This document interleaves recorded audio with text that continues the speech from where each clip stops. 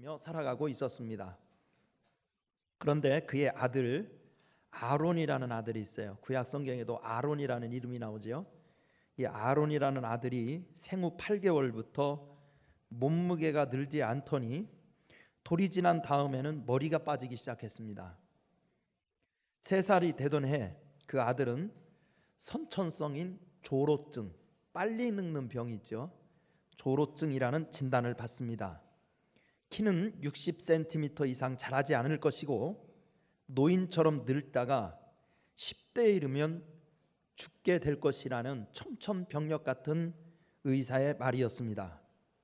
결국 그의 사랑하는 아들이 14번째 생일 이튿날 자기 눈앞에서 고통스럽게 죽어가는 모습을 지켜보아야 했습니다.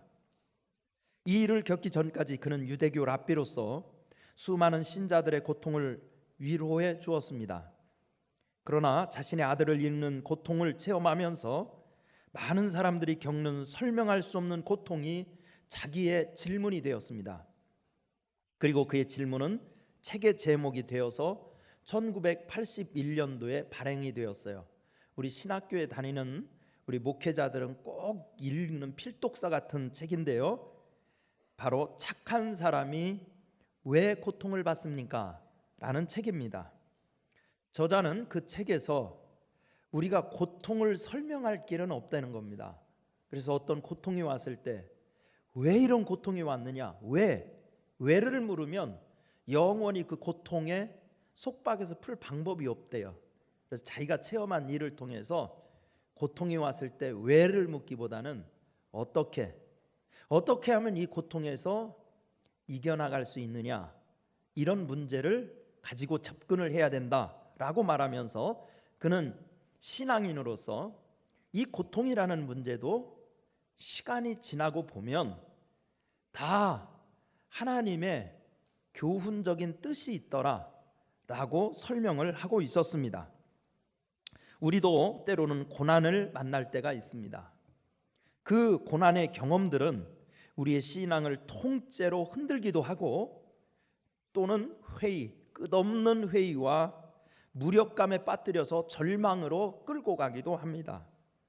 우리가 그럴 때 어떻게 하면 그 고난을 이겨내는 비결을 찾을 수 있겠냐는 것입니다. 오늘 본문에 등장하는 욥이 그 비결을 우리에게 알려주고 있습니다. 욥이야말로 세상에 사는 모든 사람들의 고난을 한 몸에 짊어졌던 사람이라고 얘기할 수 있습니다.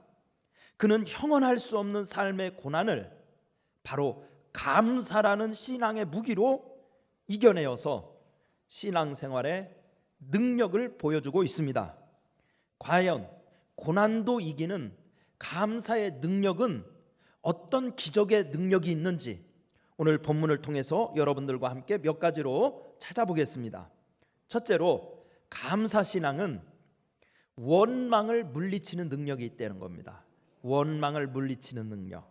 22절 말씀을 함께 읽어보겠습니다. 22절 시작. 이 모든 일에 욥이 범죄하지 아니하고 하나님을 향하여 원망하지 아니하니라. 아멘. 우리 교회 다니는 성도들이라면 욥에 대해서 어느 정도 상식적인 지식이 있습니다. 욥 고난의 사람, 이렇게 생각을 하고 있어요. 도대체 이 욥이라는 사람의 인물되면 도대체 뭐냐? 우리 신학자들 사이에서도 욥이라는 인물에 대해서 실존 인물이냐 아니면 가상의 인물이냐, 예를 들면 소설 같은 데 나오는 주인공, 그 실제 인물이 아닐 수도 있잖아요. 그 소설에만 등장하는 가상의 인물일 수가 있지 않습니까? 그래서 욥은 신앙 소설의 주인공이다, 이런 신학적인 견해를 학자들이 많이 있어요. 왜냐하면 욥이 당했던 이 고난 1장 2장에서 보면 도대체 사람의 삶에서 있다 이런 식으로 고난이 이렇게 연거푸 일어날 수 있냐, 이건 사실은 불가능한 일이다, 현실 세계에서는. 그러니까 소설 속에서 지어낸 어떤 교훈적인 사건을 얘기하기 위해서 만들어낸 신앙 소설이 아니겠느냐, 이렇게 주장하는 학설도 있어요. 그런데 구약 성경에 보면 에스겔서가 있습니다. 에스겔서 14장 13절 14절에서 이런 말씀이 기록되어 있습니다. 제가 한번 읽어보겠습니다. 인자야, 가령 어떤 나라가 불법을 행하여 내게 범죄함으로 내가 손을 그 위에 펴서 그 의지하는 양식을 끊어 기근을 내려 사람과 짐승을 그 나라에서 끊는다 하자. 비록 노아, 다니엘, 욥 이 세 사람이 거기 있을지라도 그들은 자기의 공의로 자기의 생명만 건지리라. 나 주 여호와의 말이니라. 이렇게 기록되어 있어요. 자, 거기에 보면 에스겔서에서 하나님이 에스겔에게 계시를 내리는 장면이 나오는데 노아, 다니엘, 욥 이 세 사람을 하나님은 다 실존 인물로 언급하고 있는 것을 볼 수 있어요. 그러니까 욥이 당한 일이 현실 세계에서는 진짜 소설 같은 일이라고 하여도 하나님께서 욥을 실존 인물로 거명했다면 그 언급을 우리는 더 사실적으로 믿어야 된다는 겁니다. 그래서 저는 이런 말씀을 근거로 해서 욥은 실존 인물로 보는 게 복음적이다, 성경적이다, 이렇게 생각할 수 있다고 봅니다. 사실 저는 올해 이제 안식년 가면서 터키 열흘 동안 선교를 하고 갔었는데요. 터키 동부 지역은 사실은 구약 성경의 주 무대가 되는 지역이에요. 노아의 방주가 있었던 아라랏산도 사실은 터키 동부에 있습니다. 그리고 아브라함, 이삭, 야곱 이런 사람들의 스토리가 이어졌던 구약 창세기 이야기의 주 무대가 어디냐면 하란이라는 데예요. 하란. 근데 이 하란이라는 데가 어디냐면 오늘 1장 1절 말씀해 보세요. 욥이 살던 땅이 어디라고 얘기하고 있어요? 우수. 기록되어 있나요? 일단 성경을 보세요. 욥이 살던 지역이 어디예요? 고향이 우수라고 되어 있죠. 이 우수라는 데가 바로 아브라함의 구약 성경의 주요 활동 무대였던 하란이라는 데서부터 한 택시로 1시간 정도 거리에 있어요. 거기가 지금 현재 지명은 뭐로 되어 있냐면 산우루파라는 데예요. 산우루파. 그래서 지금 산우루파라는 터키 동부 지역에 가면 거기는 아브라함 사원이라는 엄청나게 큰 성지가 있어요. 그리고 그 도시에 또 하나 성지가 하나 있어요. 이게 뭐냐면 욥의 사원이라는 게 있어요. 욥. 우리 여기 성경이 나오는 욥의 사원. 그래서 욥의 사원에 들어가 보면 욥이 병 들었을 때 2장에 병 드는 얘기 나오잖아요. 그 병 들었을 때 굴에 들어가서 하나님 앞에 기도했다는 욥의 동굴도 있습니다. 왜냐하면 구약의 이야기, 구약 창세기나 뭐 이런 구약의 성경들은 이슬람 사람들도 다 경전으로 믿어요. 그렇기 때문에 지금 터키가 이슬람이잖아요. 이슬람 사람들의 땅인데도 불구하고 그 사람들은 아브라함과 욥이 활동했던 무대는 중요한 성지라고 여겨서 지금도 어마어마한 그 성지로 보존하고 있는 것을 제가 보았었어요. 자, 그렇기 때문에 이 욥이라는 사람은 그 지역에서 그렇게 활동했던 실존 인물로 보자는 것입니다. 그렇다면 이 욥이라는 사람은 누구냐? 창세기 욥기 1장에서 소개하는 이 욥이라는 사람은 일단 믿음이 좋은 사람이에요. 동방의 의인이라고 되어 있어요. 신실하게 하나님을 섬기는 믿음의 사람입니다. 믿음의 사람일 뿐만 아니라 아주 가정적인 사람으로 보여져요. 그래서 자식이 10명이나 있었는데 이 10명하고 소통이 잘 됐던 모양이에요. 무슨 대소사가 있던지 간에 자식들한테 신앙을 전수하고 그 신앙의 근거에서 화목한 가정을 이루려는 모습으로 묘사하고 있어요. 그런데 이 욥이라는 사람은 1장에 보니까 또 부자예요. 여기 언급된 재산만 보더라도요, 양이 7천, 낙타가 3천.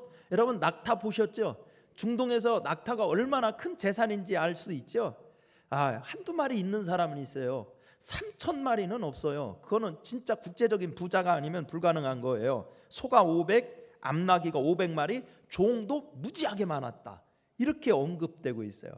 그러니까 이 욥이라는 사람은 어떤 사람이냐? 믿음이 아주 신실한 데다가 가정적인 그런 가장인데다가 믿음 좋고 그 가정적인 사람이 돈은 태산 같지만은 국제적인 부자라는 사람입니다. 참 보기 드문 사람이지요.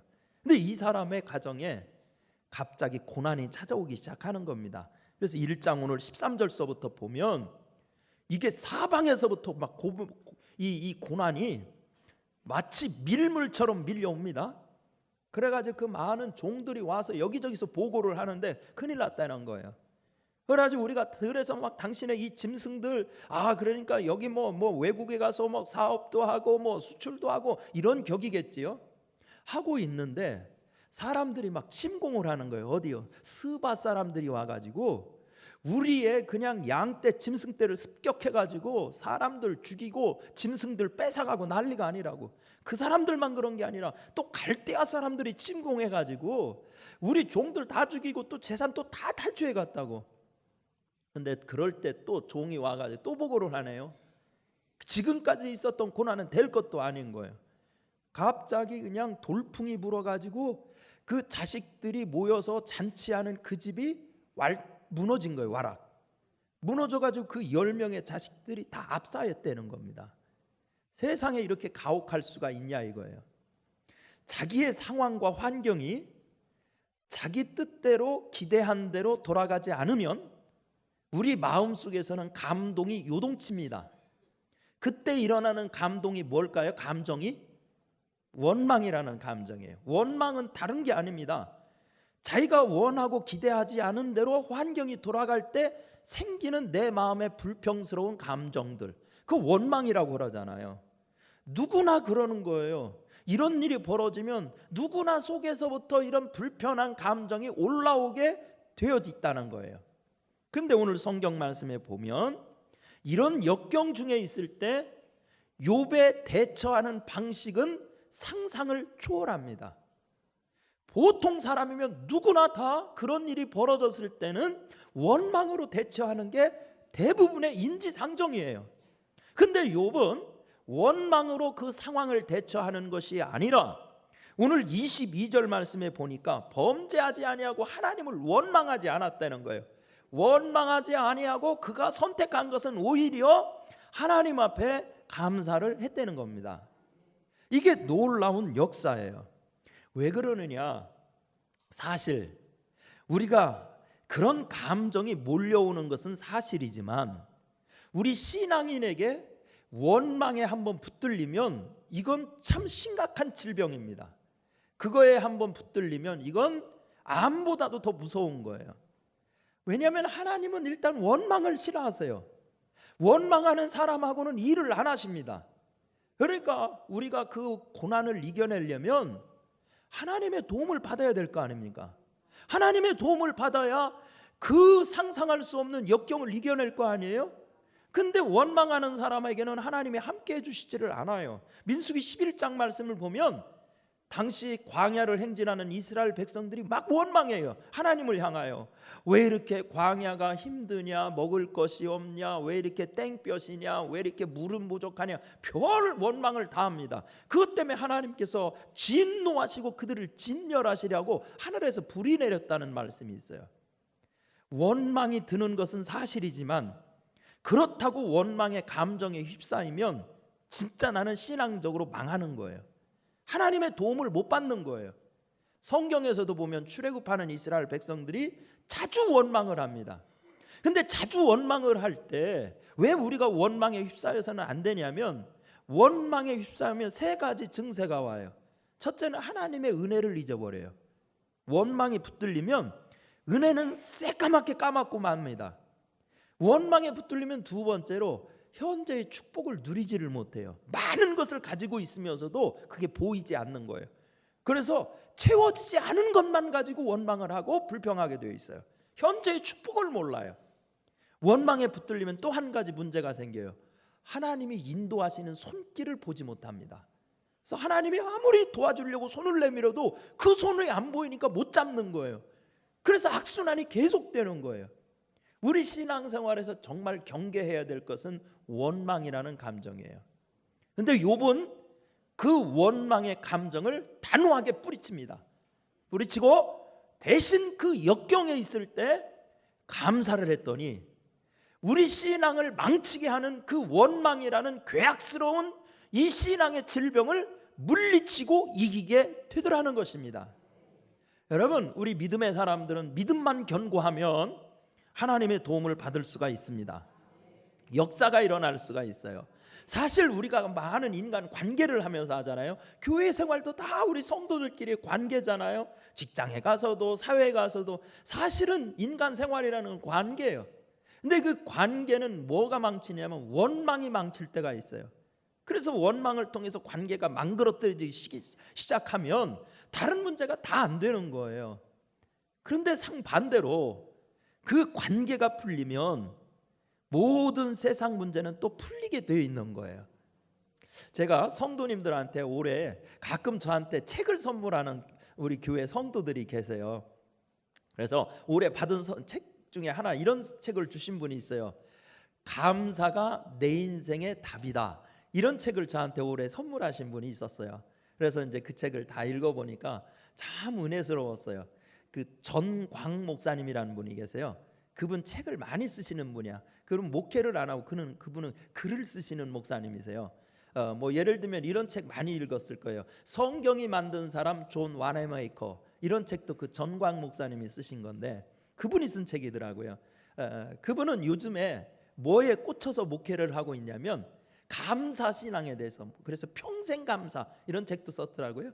그거에 대해서 막 아주 이제 교회마다 가서 강연을 하고 부흥 집회를 하고 그런 분이에요. 그래서 그 책에서도 삶의 정말 어려운 역경을 만났을 때 감사를 선택해서 그 역경을 이겨낸 사람들의 이야기를 다 편집해 놓은 책이에요. 그러니까 거기에는 여러 사람들의 실제적인 감사의 능력을 적어 놓은 책이에요. 근데 거기 책 중에 보면 이런 이야기가 하나 써 있었어요. 미국에서 목회하는 목사님이에요. 안남웅 목사님. 발음이 좀 힘들더라고요. 안남웅 목사님이라는 분인데 이분은 미국 노스캐롤라이나 주에 페이트빌이라는 마을이 있대요. 그 도시에서 한인 목회를 하는 목사님이세요. 근데 이 노스캐롤라이나 주의 이 페이트빌이라는 그 동네는 군사 도시예요. 부대가 많아요. 그러니까 부대가 많다 보니까 군인 가족들이 많이 있을 거 아니에요.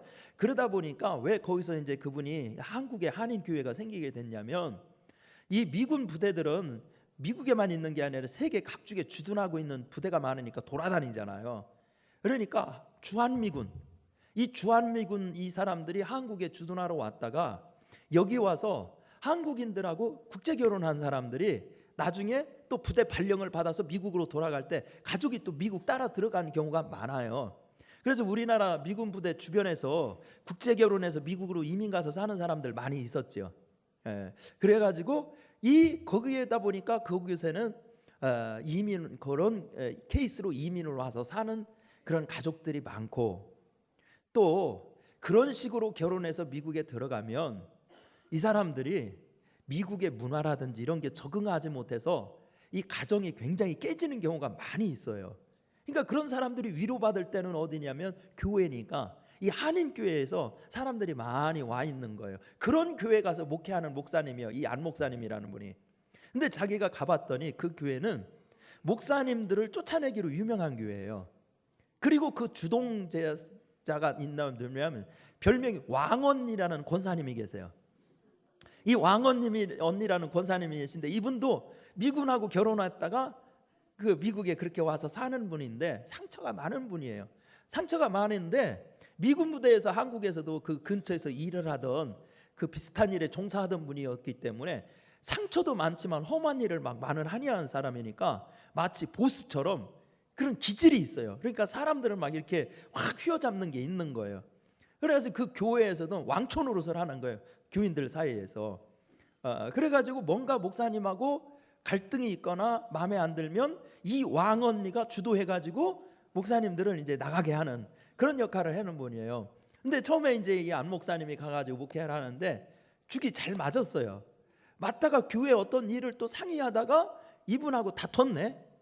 그런데 다투고 보니까 뭐 얘기를 하고 회의를 하다 보면 얼마든지 의사 충돌이 있을 수는 있는 거지 이렇게 가볍게 생각했는데 이분은 아니에요.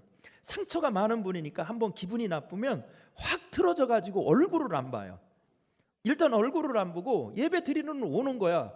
와서 예배 드리는 내내 고개 숙이고 있다가 나갈 때 그래도 인사하려고 하면은 손을 탁 치고 그냥 팽 하고 그냥 쌀쌀맞게 가버리는 거예요.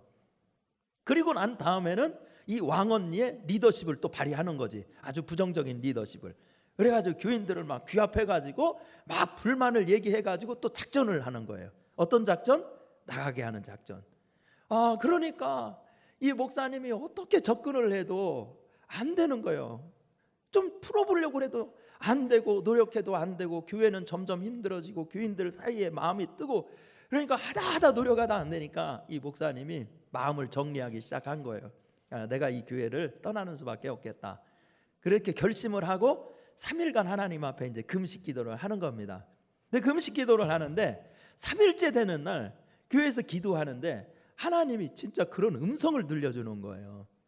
너는 그 왕 언니 권사가 믿기만 해서 자기 목회 힘들게 한다고 그 사람을 미워만 했지 그 사람의 좋은 점을 보고 감사한 적이 있느냐, 이런 막 마음에 울림을 주는 거예요, 하나님이.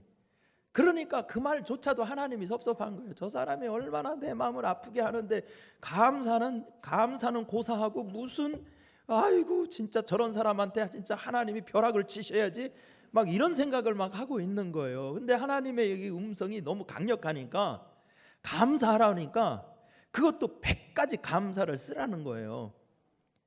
그러니까 하지 못해서 말이죠, 3시간 동안 막 진짜 장문하듯이 그 사람이 도대체 뭘 감사하고 장점이 있는가 찾기 시작했는데 3시간 동안 쓰니까 50가지를 썼어요. 50가지. 근데 100가지를 쓰라는데 도무지 안 나와. 암만 찾아도 100가지가 안 나와요. 그래서 마치 글쓰기 할 때 장문하듯이 고민해가지고 새벽녘까지 진짜 100가지를 채워서 쓴 거예요. 그리고 나서 하나님이 지시하는 대로 그걸 편지로 쓴 거예요. 왕언니 권사님, 내가 이 교회에 와서 정말 왕 권사님이 이렇게 좋은 모습이 있어서 내 목회가 감사했다고 100가지를 쓴 편지를 쓰고 났는데 전할 방법이 없는 거예요. 주일날 와서도 인사도 않고 손을 탁 치고 가는 사람한테 도저히 가가지고 만날 자신이 없어요. 그래서 새벽기도 끝나고 그 편지를 들고 그 집은 아니까 그 집 우체통에다 싹 편지를 꽂아놓고 온 거예요. 오고 나서 그분이 그 편지를 읽고 어떻게 반응할까 궁금한 겁니다. 하루 지나고 이틀 지나고 사흘이 지났는데 주일이 왔어요.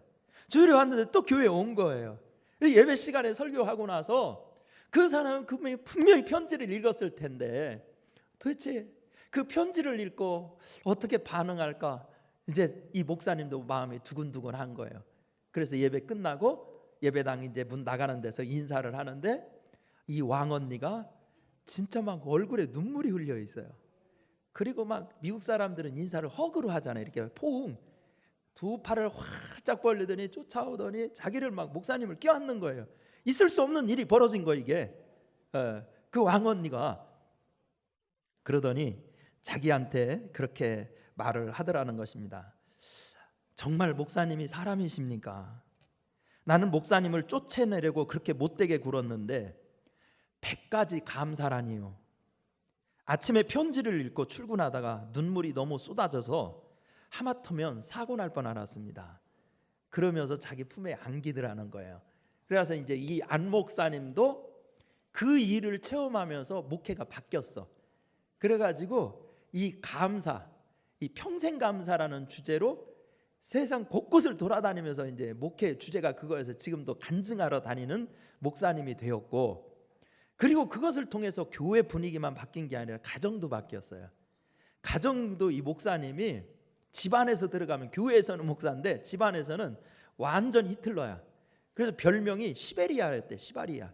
가정에 들어오기만 하면, 목사님이 들어오기만 하면 자식들이 다 지방으로 도망가. 너무 쌀쌀맞은 거야. 왜 그러냐면 어렸을 때부터 자식들을 너무 막 그냥 못 살게 압박하는 거예요.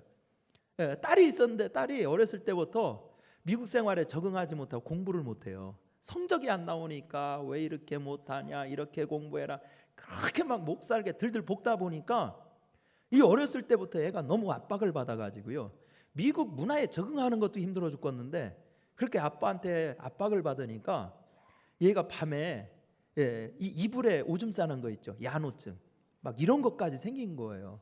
그리고 막 성적은 한없이 곤두박질 치고, 그게 가정의 골칫거리였어요. 그런데 목사님이 그 은혜를 체험하면서 그 딸을 위해서 또 100가지 감사의 편지를 또 쓰기 시작해요. 막 찾아가지고 기도하면서 그걸 쓰고 나서 편지를 받고 그 딸이 변화돼요.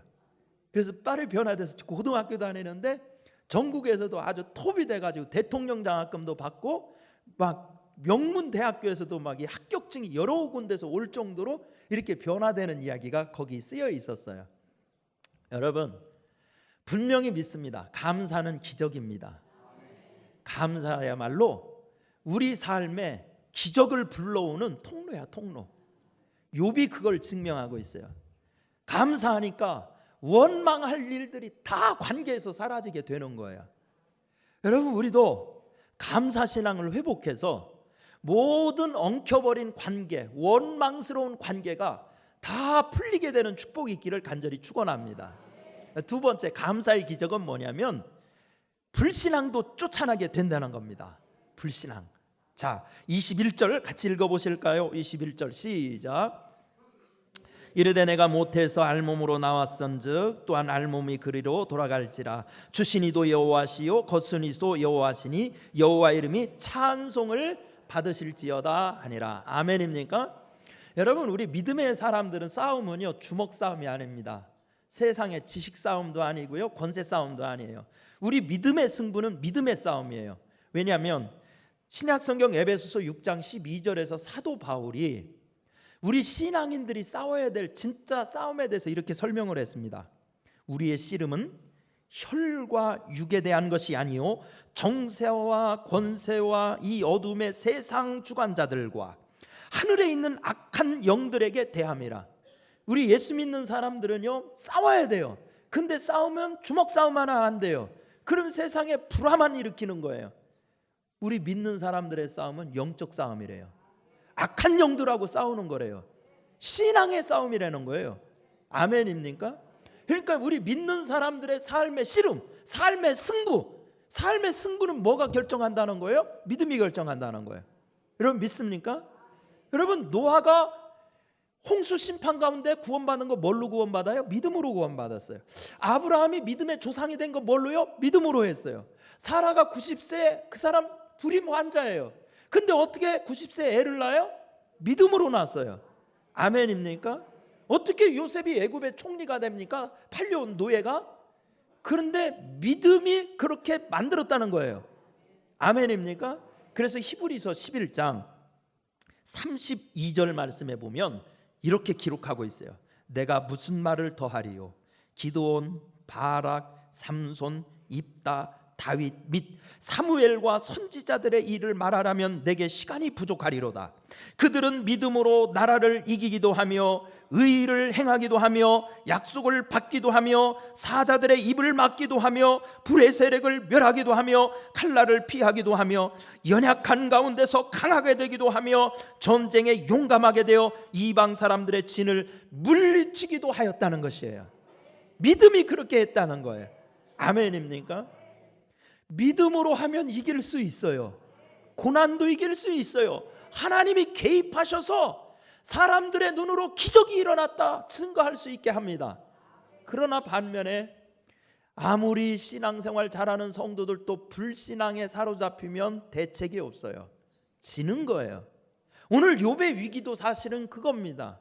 고난이 문제가 아닙니다. 그 고난을 통해서 믿음의 사람이 되냐 불신앙에 사로잡히냐, 이 기로에 있었을 때 욥은 감사를 통해서 신앙의 길로 갑니다. 그래서 이 강력한 불신앙의 무기, 이 사탄이 정말 집요하게 우리를 파고드는 이 불신앙이라는 이 함정에 빠져들지 않고 불신앙을 이겨내는 거예요. 아멘입니까? 그래서 21절 말씀에 뭐라고 그래요? 내가 이 고난 같은 것 때문에 내가 하나님을 배반해? 하나님을 원망해? 불신앙의 유혹에 떨어져? 말도 안 되는 얘기. 나는 어차피 하나님 앞에서 남는 장사한 사람이야. 왜? 나 올 때 뭐 어떻게 왔다는 거예요? 벗은 몸으로 왔다는 거예요. 알몸으로. 알몸으로 왔는데 내가 부귀영야 누리다가 지금 다 없어졌어도 몸은 남아있어요. 몸은 남아있으면 최소한 뭐는 한 거예요? 본전은 찾은 거예요. 내가 손해본 사람이 아닌데 왜 하나님을 원망해? 다 잃었어도 나는 본전은 한 사람이야. 그러니까 하나님 찬송 받으세요, 이렇게 얘기했다는 거예요. 야, 이런 시각을 어떻게 가질 수 있을까요? 우리가 배워야 될 시각은 사실은 이런 시각 아닙니까? 욥이 성경에서 차지하는 위치는 이런 중요한 신앙의 내용을 설명하고 있기 때문이 아닙니까? 사랑하는 성도 여러분, 우리도 이렇게 믿음을 선택하셔야 됩니다. 우리도 이렇게 감사신앙이 있어야 됩니다. 그러면 이 불신앙의 악질이 우리 삶에서 쫓겨가서 마침내 승리하고 우리도 하나님의 위대하심과 기적을 찬양하는 우리 간증의 증인들이 될 줄 믿습니다. 우리 프레드릭 와이글이라는 사람이 있었어요. 이 사람은 독일계 이민 가정, 미국에 와서 사는 사람이었어요. 1871년에 태어나서 이분은 1966년에 세상을 뜨신 분입니다. 근데 이 사람이요, 12살 때, 1871년에 태어나서 12살이라면 몇 년도쯤이었는가 한번 생각해 보시면 되겠죠. 12살 때 감리교회에서 하는 부흥회에 참석했다가 은혜를 받아요. 그 어린 나이에 은혜를 아주 세게 받습니다. 그래서 작정을 합니다. 하나님, 내 일생은 하나님께 헌신해서 주의 복음을 증거하는 사람으로 살겠습니다. 이렇게 헌신은 서약을 해요. 그래가지고 나중에 이 사람이 점점 자라면서 뭐를 하느냐, 복음 전도자, 순회 복음 전도자 있죠. 그래서 교회를 목회하는 이런 목사가 아니라 그냥 미국 전국 방방곡곡을 돌아다니면서, 이 사람이 또 찬양에 그냥 재능이 많은 사람이에요. 그래서 막 집회 있는 곳마다 찬양 인도하면서 복음을 증거하는 순회 전도자로 살고 있었어요. 그런데 이 목사님은, 이분은 그런 소망이 있었던 분인데 아내의 꿈은 또 달라요. 그렇게 떠돌이처럼 돌아다니는 걸 영 싫어하는 거예요. 그래가지고 아내는 가정에 좀 이렇게 한 군데 정착해서 이렇게 소박한 가정을 꾸리고 싶어하는 소망이 있어요. 근데 이 의견이 너무 충돌이 되는 거예요. 이 타협점을 찾지 못하고 매일 가정에만 들어오면은, 밖에 나가서는 열심히 복음 전하는데 집에 들어오면 지옥이에요. 그래가지고 이게 가정이 화합이 안 되니까 아내가 어린 딸을 데리고 가출해 버렸어요. 집을 나가 버렸어요. 그래서 가정이 깨진 겁니다.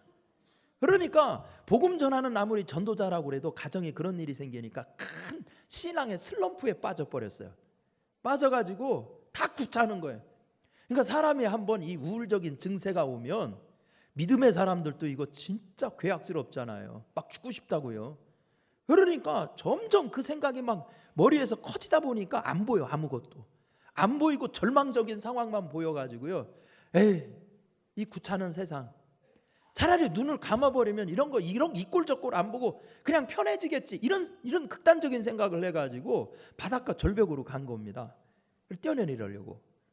그래가지고 마지막 결심을 하고 뛰어내리려고 그러는데요, 그 순간 하나님의 음성이 마음에 들려와요.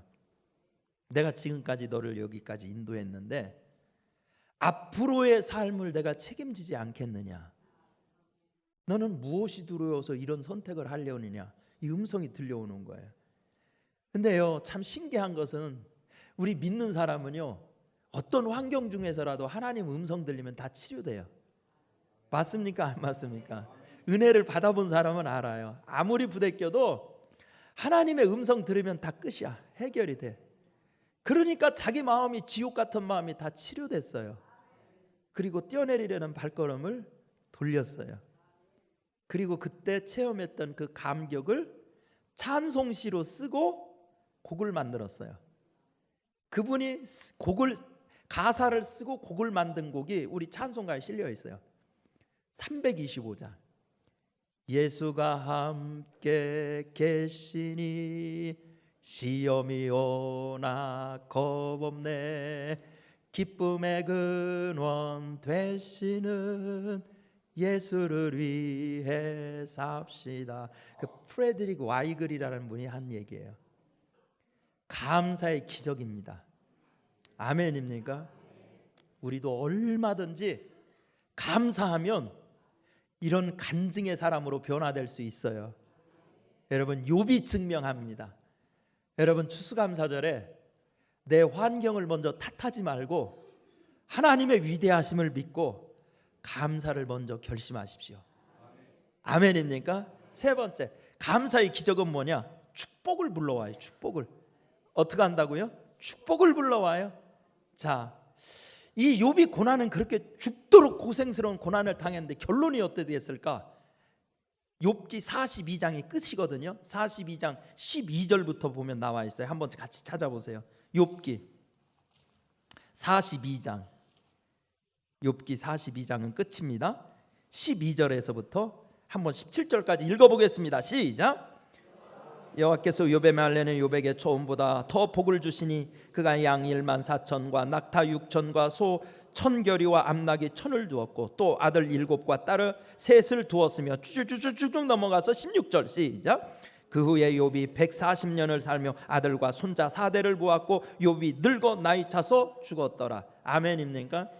욥이 고난에 왔을 때 병 들었었죠. 그렇죠? 그래서 병 들어 죽었어요? 고침 받았어요. 여러분 감사하니까요, 병도 고쳐주셔요 하나님이. 그리고 몇 년을 더 살게?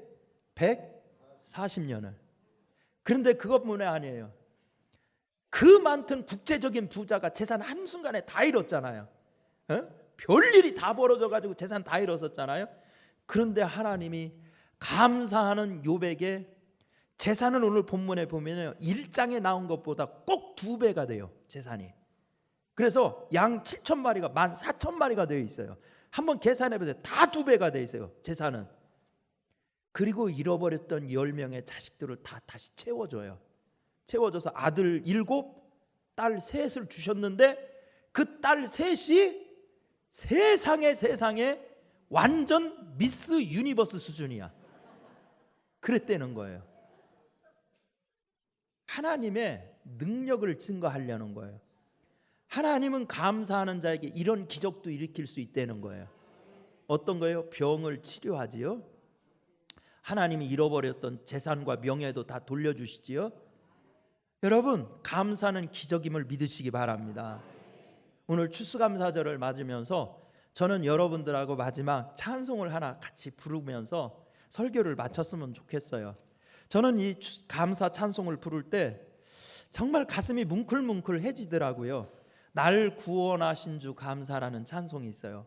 이 찬송 한번 부르면서 우리가 올 한 해 11월 달까지 살면서 별일이 다 있었겠지만 그 겪어온 많은 일들 가운데 원망과 불평을 하기보다는 오늘 추수감사절 이 찬양을 부르면서 하나님 고마워요, 감사해요, 이 감사신앙을 회복할 수 있었으면 좋겠어요. 이 찬송 한번 같이 불러보겠습니다.